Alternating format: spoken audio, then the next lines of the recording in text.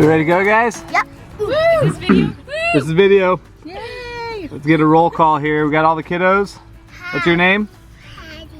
What's your name? Hannah. Micah. Drew. Oh my gosh, I didn't mean to talk. Name. Oh, Hannah, sorry. Yes, it's called the Big Red. Clifford. Clifford the Big Red Van. No, Yes. no. It's Clifford. That's what it Yeah, was. but we never actually call it that. We call it the Big Red. That's It's fair. that's like this is. I'm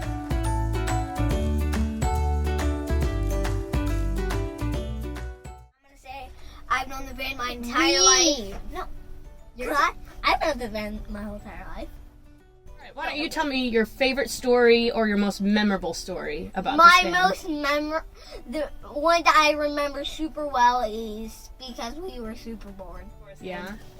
So we've had this van pretty much since I was a preschooler, and growing up, some of my favorite memories were pretty much all of my high school dances. My father drove me and 10 other of my friends to every single one of my high school dances. So I will never forget pulling up to the super fancy country clubs in our 12-passenger big red van. We went to Georgia.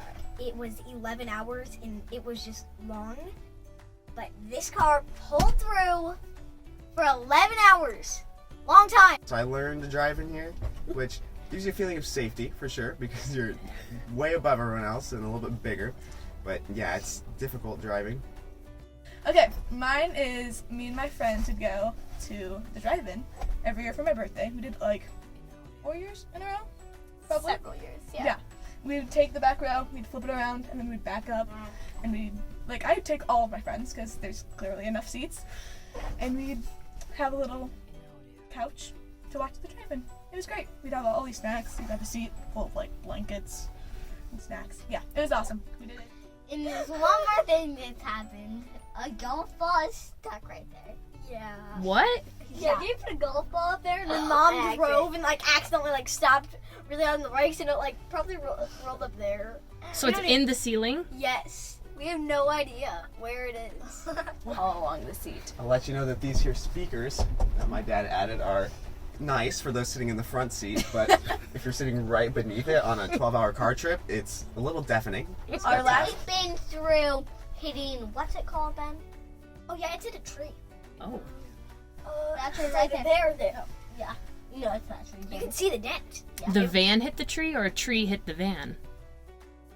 Both. Oh. Bears. I remember the bears like in the Big Red, and there's like tons of cars like backed up, and there's people walking, and they're like, It's "Oh my like- gosh, there's a bear!" what could a bear do to this thing? It's just, you know. We're safe in this guy. Exactly, that's the truth.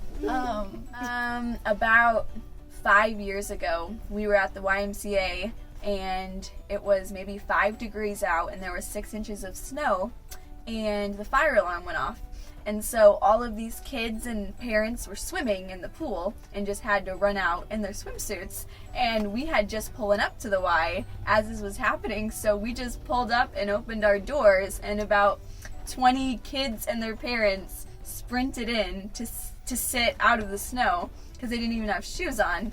And then they start carrying out the babies from the nursery and just handing them to random adults in the car so that the babies were out of the snow.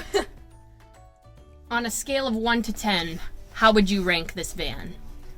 10 10. being the 10. best. You'd give this van a 10? Yes. It survived for 10 years. All right, well, you heard it straight from their mouths. 10 out of 10 would recommend.